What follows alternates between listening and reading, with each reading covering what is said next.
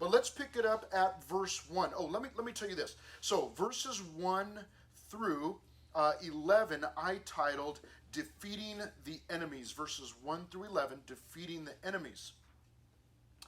At verse 12, all the way down to verse 17, 12 to 17 is dividing the land.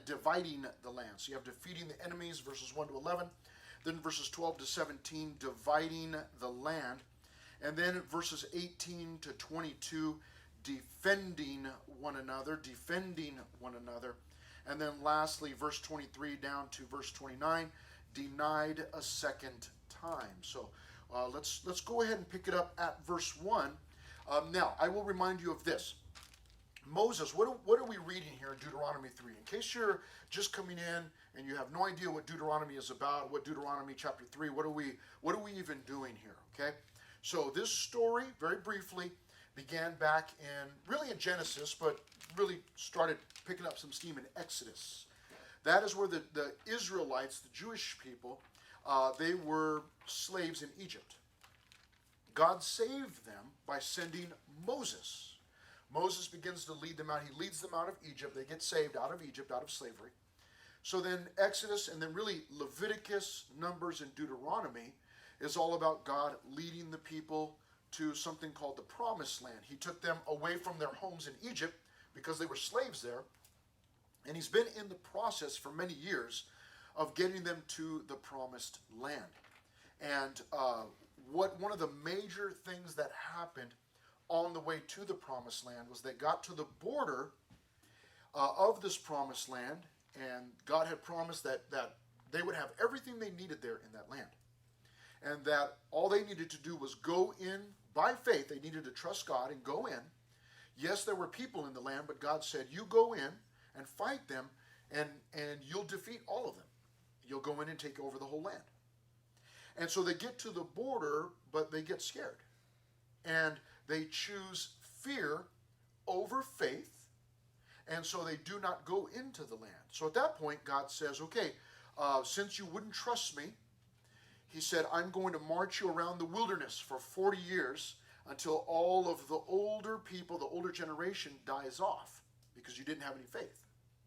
And then once they're all gone, then I will use the younger generation who's now grown, and I'll take them into the Promised Land because they will trust me. So right now, what's happening in Deuteronomy is, for the second time, they're back at the border. And they're getting ready to cross over into the Promised Land. And it's the younger generation. The older generation has died off. It's the younger generation. And Moses also knows that he's going to die very soon. He's not going to go into the Promised Land. A young man named Joshua, who's now an older man, is going to lead the people into the Promised Land. So he knows that, so he's given them some final instructions before they go in. And what he's been doing in the two previous chapters, chapter 1 and 2, and he'll continue here in chapter 3, is he's been briefly retelling their history, reminding them of things. And I talked a little bit, or I mentioned trophies. We'll talk about that in just a moment. But look at verse 1. Then we turned and went up the road to Bashan. And Og, king of Bashan, came out against us, he and all his people, to battle at Edrei. And the Lord, very important here in verses 2 and 3, and the Lord said to me, do not fear him, for I have delivered him and all his people and his land into your hand. You shall do to him as you did to Sihon, king of the Amorites, who dwelt at Heshbon. Now, what that is in verse 2, that is a command. If you're taking notes, you may want to write this down. A command with a promise. He gives a command with a promise. Now, what is the big deal about that? Well, let's just take a look at that for just a moment. God is powerful, yes or no? Yes. Yes. God created us, yes or no? Yes. All right, thank you very much. Yes.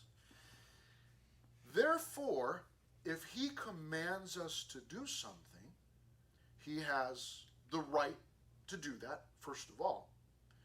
He also does not need to include a promise. You understand? Now let's take this home for just a minute. At home, if mom or dad tells you to do something, okay, you probably have chores, hopefully. If you don't, I can talk to your parents and give them some suggestions, okay? You probably have responsibilities at home, hopefully. If you don't, you should, and it's actually a good thing to have responsibility. And if you don't have any, ask your parents for some. You go, what? That's crazy. Who would do that? Well, if you want to learn how to be productive, then you should start now, okay? Anyhow, let's move on. Let's say that your parents tell you to do something. We always say, there's the common things, take out the trash, or pick up after the dog, or maybe it's clean the bathroom, or, you've got dishes tonight, or, it could be any number of things. They give you a command. Now, they have the right to do that because, in a sense, they brought you into this life. Now, you could, have a bad attitude and say, well, God created me. Okay, but he used your parents to bring you into this world. Therefore, your parents, because they're paying the bills, and of course, again, they gave you life, and, they buy you things here and there, like clothes and shoes and socks and chonies and toothpaste and, all those types of things. They have the right to command you to do things without any, that's just it. They just give you the command. They tell you what to do, and you should do it. Okay, we all understand that.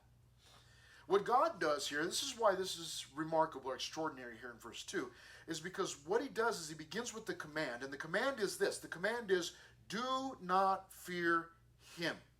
That's the command. Do not fear him. In that is implied, do not fear him, attack him, destroy him. That's what God is telling them to do here. Although all we read is do not fear him, what he in fact is telling them is you need to go and defeat him. So do not fear him. There's the command. Now, what he does is because he's God, and this is the way he operates oftentimes, not all of the times, but oftentimes, is he also gives a command. Or, I'm sorry, a promise with that command. So he gives the command, but then he also adds in a promise. This is pretty cool. Now again, let's take it back home.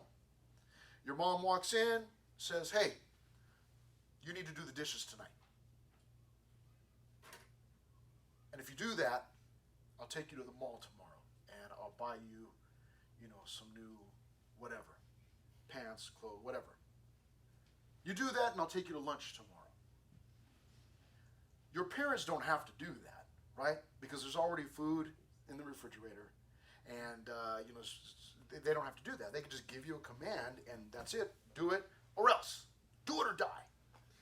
Now, God could have done the same thing. But instead, what God does, and this is why we slow down in some of these chapters, like, you're going through Deuteronomy? Like, I get that. Like, people will ask me all the time, hey, so what do you, when they find out I teach at a church or, teach Bible, say, oh, so what do you, even people here, hey, so what are you teaching right now? Well, we're going through Deuteronomy on Sunday morning. Deuteronomy? There are so many people, even in our own church, are like, Deuteronomy? Who reads that? Who studies that? Who would do that? We would. And this is why, and again, we'll do it this morning. We do not read every single verse that's in this story, but there are some gems in here, and we learn how God works. And here's how he works some of the time. He gives this promise in verse 2. He gives the command along with the promise. That is nothing less than the goodness of God. He didn't have to do that. But he adds in this promise. Do not fear him.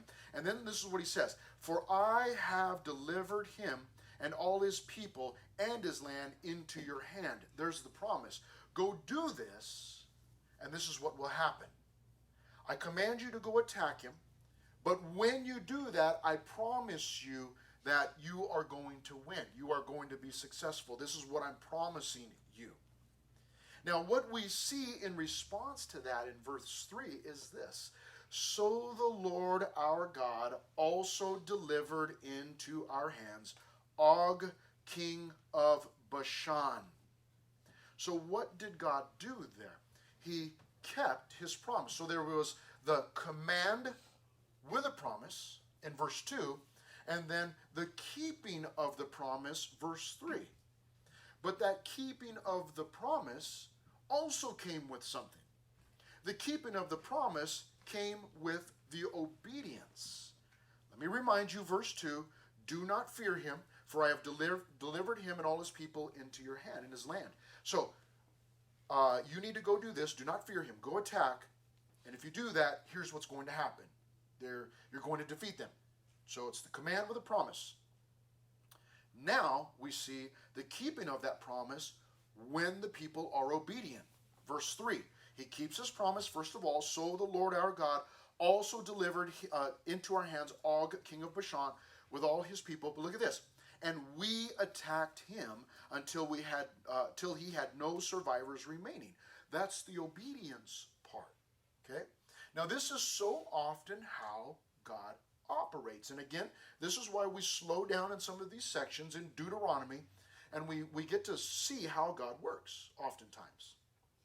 And that is this, that when God commands us to do something and we obey, God is going to deliver.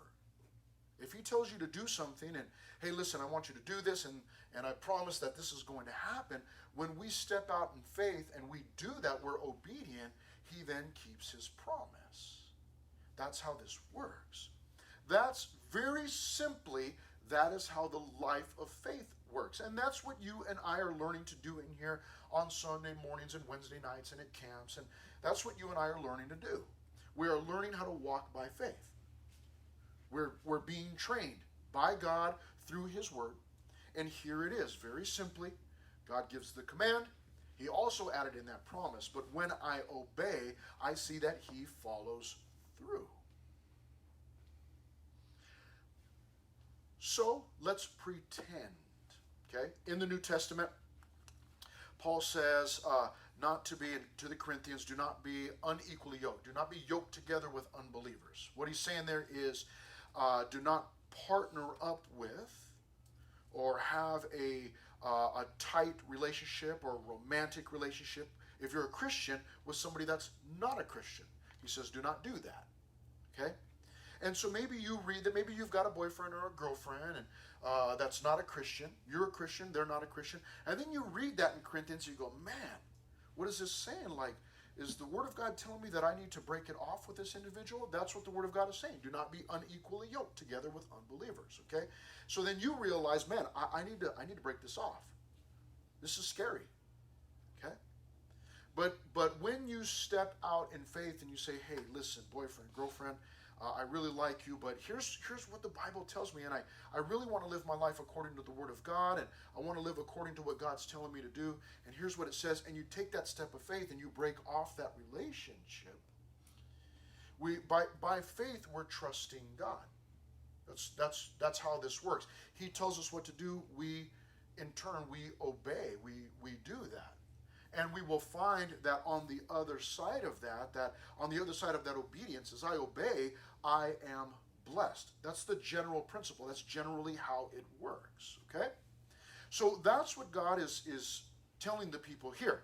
Now, what happens is, as we go down a little bit further, verses 8 through 11, he recounts, and we actually find out that they destroy a couple of the kings and take the land there. But and then in verse 12, beginning at verse 12, we have the dividing of the land. Okay, so we're moving very quickly. Again, we're not reading all of this. You just need to know that verses 1 to 11 is about the defeat of Og. But in verse 8, at that time, we took the land from the hand of the 2 kings of the Amorites. So they actually took all of this land from 2 kings.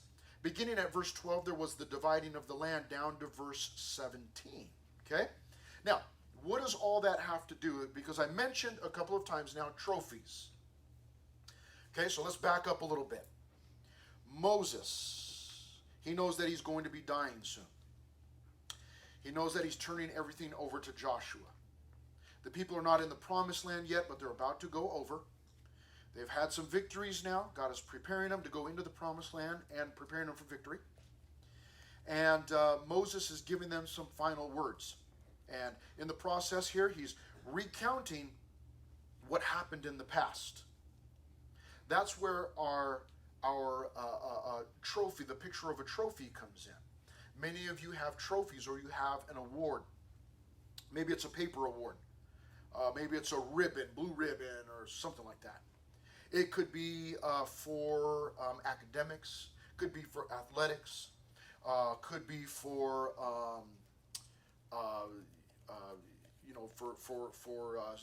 maybe it's some kind of like animal competition. Some of you might take care of animals and you enter them into a competition, and you've got some kind of award, whether it be a trophy or paper or ribbon, whatever it might be. What does that mean? What does that signify? That award, in whatever form it is, whether it be a trophy or whatever it is, what does it signify? It signifies some past accomplishment or victory. Yes or no? Yes. Yes. If you have trophies up in your room, or you've got a trophy case at your house and there's all your trophies, what it does is it signifies something from the past. And those can be very helpful when, at times when you begin to doubt, and you, oh man, I don't know if I can do this. I don't know if I can accomplish this. Again, maybe it's something in a class or in school or in sports or in some other area outside of school and sports. And what can happen is you can look back at that trophy case or at that ribbon or at that certificate and you go, oh, see it on the wall and you go, you know what, I did this before. Or, man, God blessed me in the past and I can see, you might look at it and go, well, this is what I'm good at. And what you can do is you take some confidence from that. Now, what happens is, just real quick, a little side note with trophies and awards and things, as you get older, let's not beat around the bush. As you get old, okay, you look to the trophy case, and maybe it was for basketball, or in my case, a little bit of soccer, bunch of baseball, when I was young, okay. But then I came to my senses and stopped playing baseball. Okay, just saying, just kidding, just kidding. Okay, but baseball, I did a little bit of football. I look back at that. If I still had those trophies now, which I don't have them anymore, it's a whole nother story. But if I look at them, I would go, oh yeah, that's what I used to be able to do. Now, after this much time, those trophies wouldn't do me any good as far as boosting my confidence.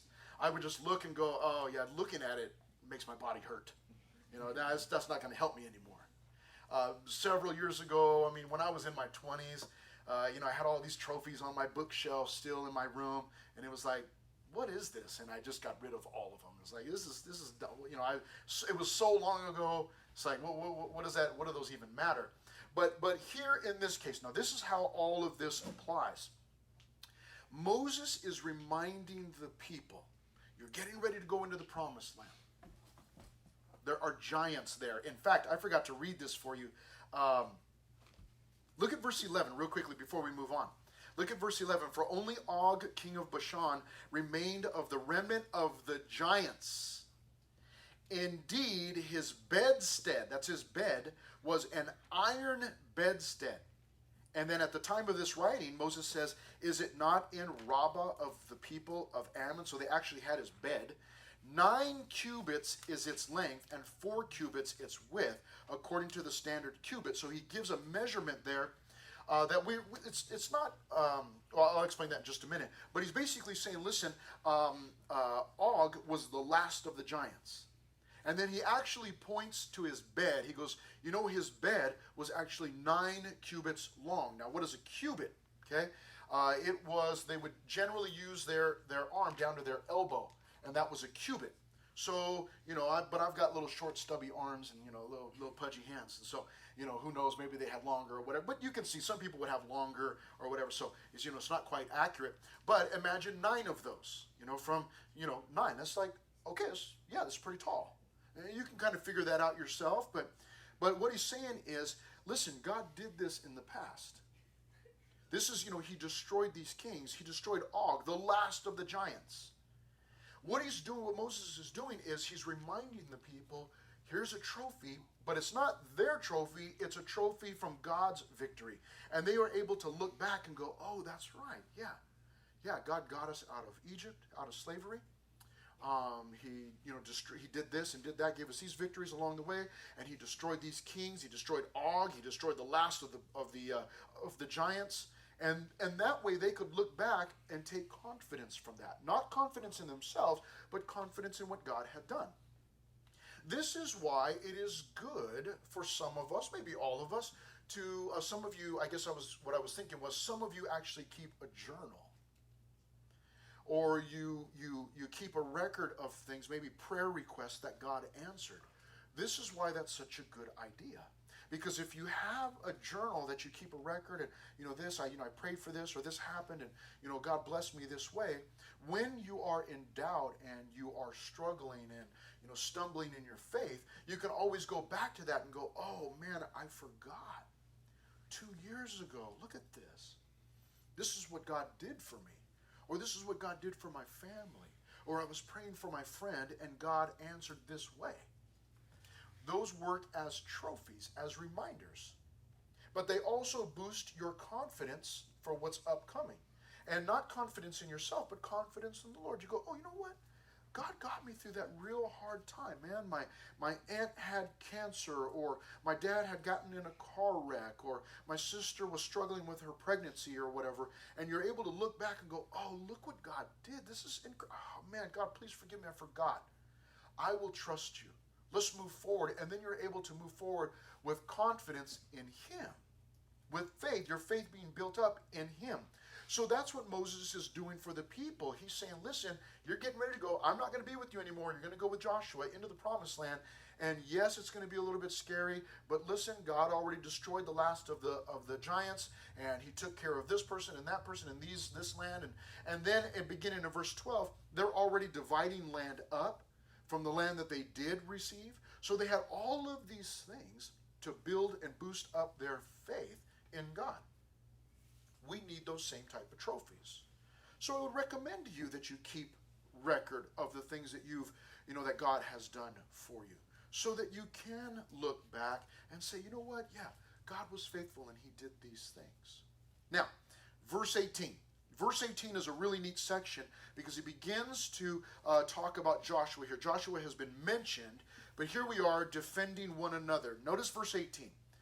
Then Moses says, then I commanded you at that time, saying, the Lord your God has given you this land to possess. He says, all you men of valor shall cross over armed before your brethren, the children of Israel. So take your weapons with you. Okay? Now, what is he talking about here? Very briefly, let me tell you in case you're not aware. As they were getting to the promised land the second time, 2.5 tribes said, hey, we haven't crossed over the river yet into the promised land, but we really, really like this land that we're in right now. And it's good for our cattle, it's good for our livestock. Can we please stay here? And Moses allowed it, okay? And evidently God allowed it also. So that's the land that they're dividing up. That's the land. But in order to do that, they came to Moses and said, we'd like to just stay here and not go into the promised land. There was a little bit of drama. Moses scolded them for wanting to do that. I won't go back into all of that. You just need to know right now that what Moses told them at that point was, fine, we'll let you stay here in this land. However, what needs to happen is all of your warriors, your armies, your military need to come with us. You can leave your families there, your livestock there, but you need to come with us and go into the promised land and help us battle and defeat the people that are there. Because that's the way God set it up. God wanted us all to go in together and destroy and defeat all of the armies and the people that are there. So all of the people that wanted to stay on that side of the river, not go into the promised land, they agreed. So Moses is reminding them of that. The Lord your God has given you this land to possess. All you men of valor, that's men of war, military, shall cross over armed, okay, get your weapons, before your brethren, the children of Israel. You got to come with us. But your wives, your little ones, and your livestock, I know that you have much livestock. It's funny that he puts that in parentheses. You and, your wives, your little ones, and your livestock. I know, you've got a lot of livestock. That's what I imagine him saying. Only because, I'm a dad, and, there's been times where I've done that. And, okay, so here's what I need you to do. I need you to, mow the lawn first before I take you to the mall. I know you want to go to the mall and pick up your friend along the way. So I don't know if Moses was really doing that, but me being a dad, that's how I picture him doing it. It's like your wives and your kids and your livestock. I know you got a lot of animals. Yeah. Like, simmer down. But I love what Moses does here. It's a little tiny thing. You might think it's weird, but I'm going to point it out anyways.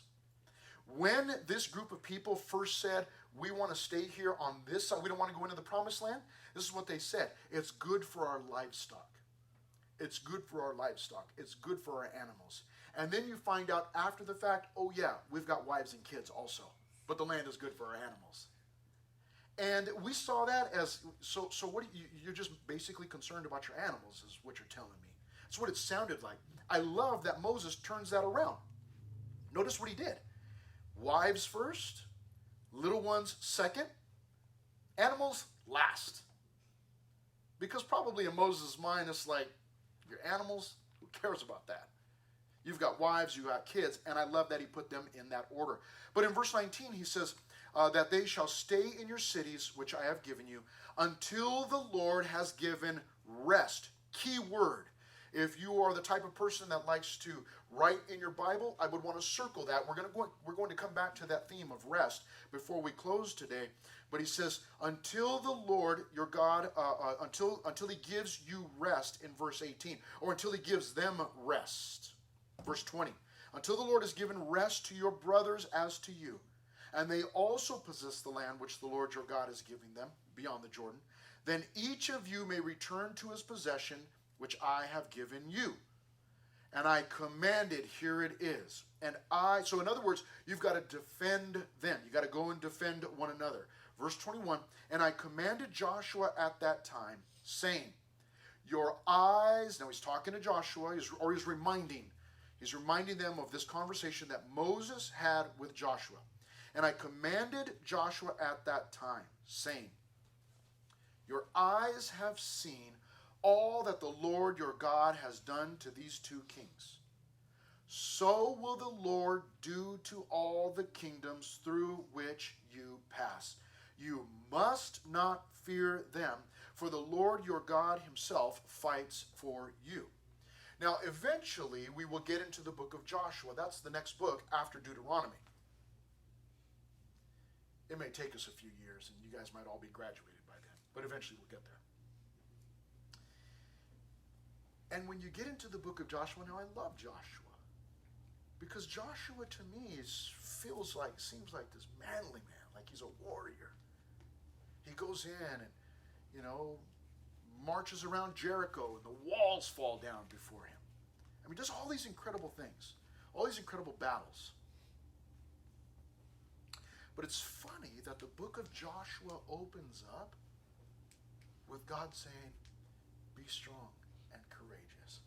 Be strong and very courageous. Do not fear. I mean, he keeps telling them over and over and over again.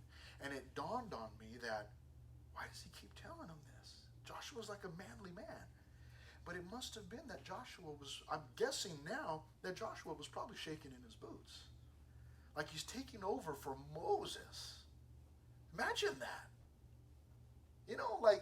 Like if somebody just came to you and said, hey, that guy Moses that's, working for God and leading millions of people? Yeah. Okay, well, he's getting ready to die and he wants you to take over. What? He wants me to do what? I wouldn't want to do that. I mean, I know it sounds like a great position. You get your name, in the Bible or whatever, but it's like, I don't want to have any part of that. I'd rather just stay in the back and clean up after all the animals, I don't want to have anything to do with that. And so my guess is that Joshua, at that point that God is sending him in, is probably like, oh, okay. But notice this in verse 21. This is what the Lord did. Your eyes have seen all that the Lord your God has done to these two kings. So will the Lord do to all the kingdoms through which you pass. Moses, wherever you go, God's going to defeat the armies, the people. So see, he's assuring and reassuring. Don't worry, Joshua. God's going to be with you. And then he says in verse 22, you must not fear them, for the Lord your God himself fights for you. So you see, he's assuring him and reassuring him. Joshua, remember what I told you. Remember what you've seen. God's going to be with you. Do not be afraid. God will fight for you. He's telling him over and over and over and over again. I love this because I need to be reminded of things. Because listen, let me confess something to you. I can pray for things. I'm trying to trust the Lord. And then, like James, you know how James in the Old New Testament said, listen, don't, if you're going to ask for something, don't doubt. But I find myself all the time doubting. I'm praying, and then I'm doubting.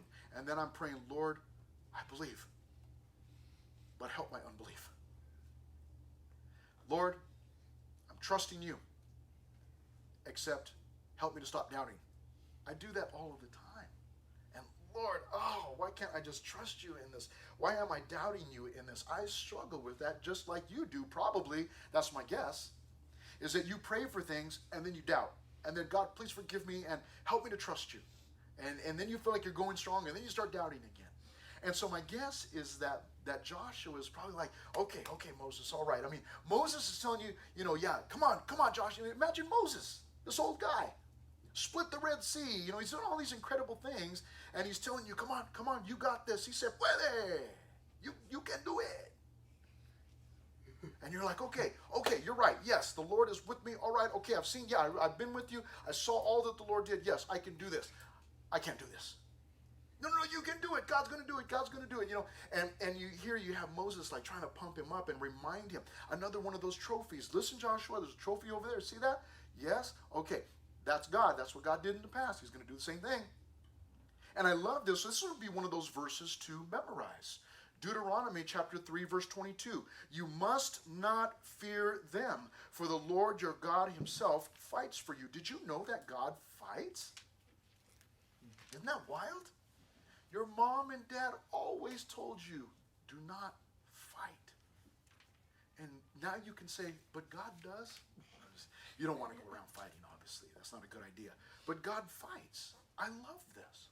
Now, does this mean that God only fights for Joshua? Is that what that means? No.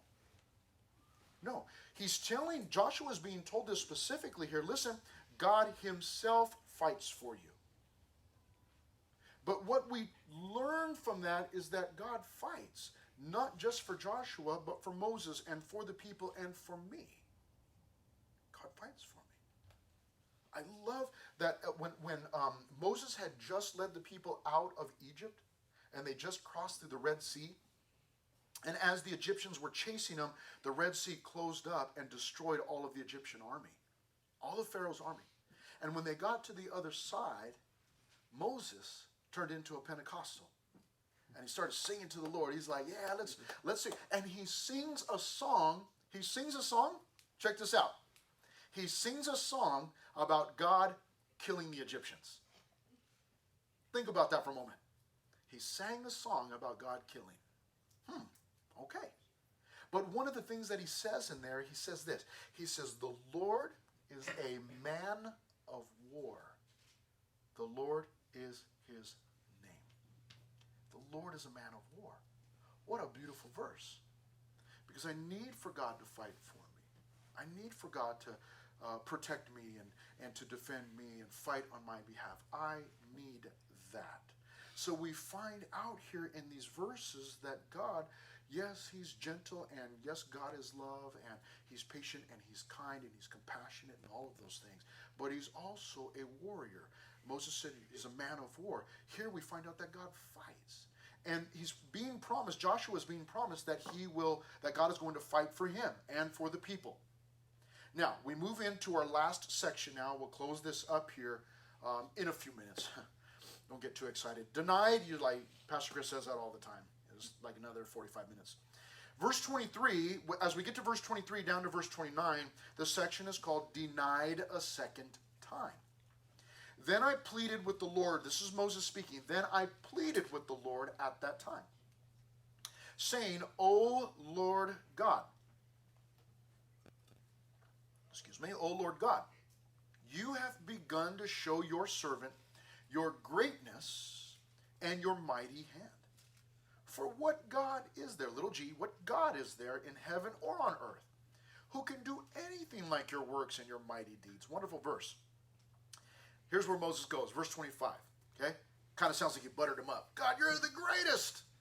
So I pray, let me cry. But he was, in fact, stating facts there. These were facts about God, acknowledging God. Verse 25, I pray, let me cross over and see the good land beyond the Jordan, those pleasant mountains and Lebanon. But the Lord was angry with me on your account. Sounds kind of funny to me, right there. Now, keep in mind that Moses is explaining God in human terms, okay? Was God, in fact, angry? Perhaps he was. We'll talk about why. Perhaps he was. But I like also that Moses throws this in. But the Lord was angry with me on your account. God was angry at me because of you. It almost sounds like he's trying to blame, like he's trying to blame the people. Like, it's all your fault. I asked if I could go into the promised land, and God said no. He was angry with me because of you. Okay? But I love you, but God was angry with me. He says in verse 23, but the Lord was angry with me on your account and would not listen to me. Which, again, we're getting this in human terms. I want you to pay attention. I don't want you to think, oh, God doesn't listen to me when he's angry. Listen, but the Lord was angry with me on your account and would not listen to me. So the Lord said to me, enough of that. Speak no more to me of this matter. So, did God not listen to him? No, God listened to him. God heard him because God answered him. Again, keep in mind that Moses is explaining in human terms. And our human language falls short of God. We're not always able to adequately explain God or the things that God does. But here's what's happening, is that Moses is saying, I asked him a second time if I could go in to the promised land. But God said, no way, it's not going to happen. Verse 25, verse 26. You say, what is all that about? I'll read it for you in just a second, but look at verse 27. So here's what God does tell him, though. Go up to the top of Pisgah, a mountain, and lift your eyes toward the west, the north, the south, and the east. Behold it with your eyes, for you shall not cross over this Jordan.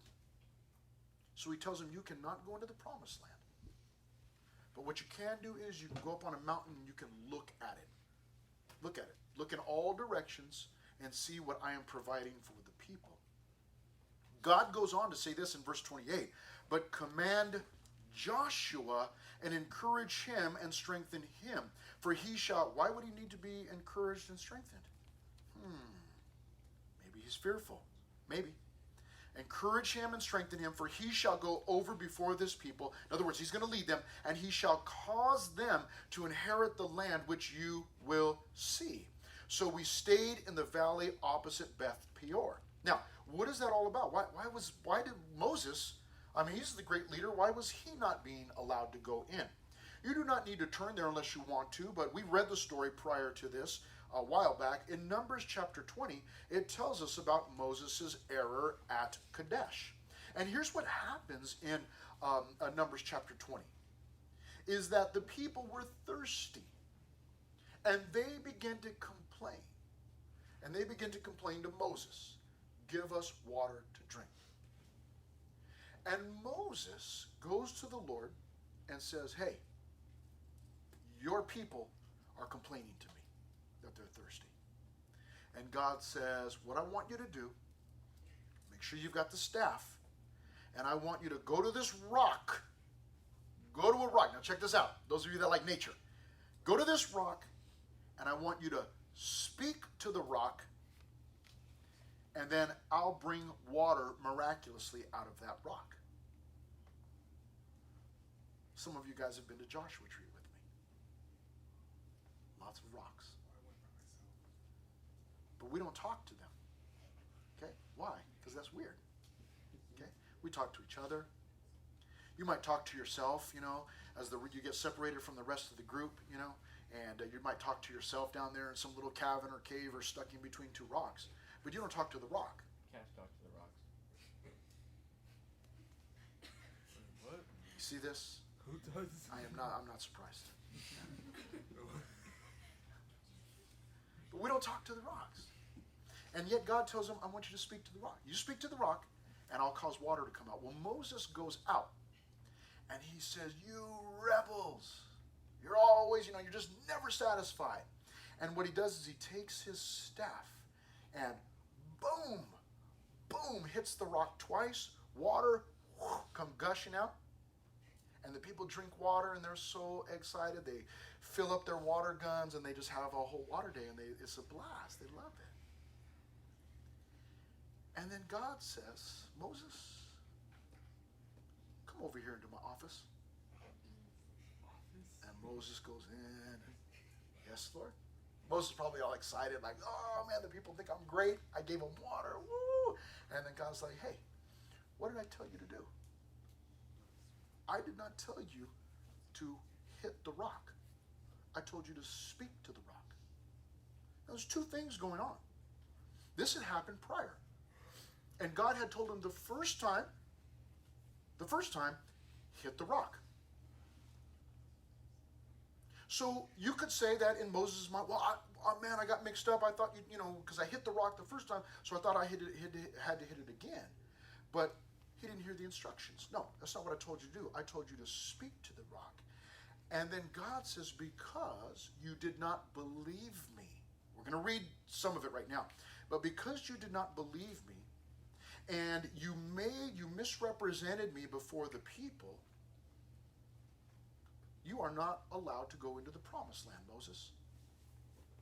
He says in Numbers chapter 20, verse 12, then the Lord spoke to Moses and Aaron, because you did not believe me, to hallow me in the eyes of the children of Israel. In other words, you misrepresented me. Therefore you shall not bring this assembly into the land which I have given them. So Moses, back in Deuteronomy chapter 3, where we're at, that's why Moses is asking a second time, God, do you think I can go into the promised land? God says, no way. We're not going to talk about it anymore. I already told you can't go in. What you can do is go up to the mountain and look at what I'm going to provide, but you're not going into the promised land. We're passing it off to Joshua. And it is significant that Joshua was going to be the new leader. There is this picture, and I'll mention it very briefly because I think service is probably letting out in the sanctuary, and we'll get you out of here in just a minute. But here's what happens. This is the picture. Moses represents the law, the Old Testament law, the law. That law can never lead us into true rest and peace. Because as long as the law is before us, we're always seeing what we cannot accomplish, what we cannot do, how far we fall short. Joshua is our Old Testament picture of Jesus. Yeshua, okay? He's a picture of our Jesus, who, despite our failings, our shortcomings, our doubts, leads us into rest, leads us into peace by faith. That's why Moses didn't fully understand this. Moses had to make an exit, and Joshua had to come in order to provide that picture for us. In Hebrews chapter 3, as we finish, Hebrews 3, verse 16, for who having heard rebelled? Indeed, was it not all who came out of Egypt led by Moses? Now with whom was he angry 40 years? Was it not with those who sinned, whose corpses fell in the wilderness? And to whom did he swear that they would not enter his rest, but to those who did not obey? No obedience, no rest. For you, no faith, no peace. Verse 19, so we see that they could not enter in because of unbelief. He goes on into chapter 4 of Hebrews, therefore, since a promise remains of entering his rest, now, we still have a promise of entering his rest by faith. let us fear lest any of you seem to have come short of it. In other words, don't stop operating in faith, because if you give up your faith, you give up your fear. Or you give up your faith, you then live by fear. For indeed, the gospel was preached to us as well as to them, to the people that we're reading about in Deuteronomy 3. The gospel was preached. But the word which they heard did not profit them. Why did it not profit them? Not being mixed with faith in those who heard it. For we who have believed do enter that rest, as he has said, so I swore in my wrath, they shall not enter my rest, although the works were finished from the foundation of the world. In the letter to the Hebrews, the writer says, listen, that Old Testament picture in Deuteronomy 3, that was a picture for us. And the picture was this, that if we do not operate and live by faith in God, we will never experience his rest and his peace. We will, even as Christians, we will always be struggling, and some of us have experienced that. I'm a Christian. Why do I not have his peace? It's very possible it is because you're struggling in some area and you're not trusting him in that area, and thus you're not experiencing his rest and his peace. Because when I trust God, then I go, hey, not a big deal, man. God's got it. He said what he said. He's going to do what he always does. He's going to come through. I don't have to worry about it. I'm thus experiencing his rest, his peace. So the valuable lesson for you and I today is that you and I operate in the same way as Deuteronomy 3 from thousands of years ago. When we trust God, we experience his peace. You say, man, it took us a whole chapter and all that time just to learn that? Yeah. You know why? Because we need repetition. We need to hear it again and again and again and again. Father, thank you so much for this morning.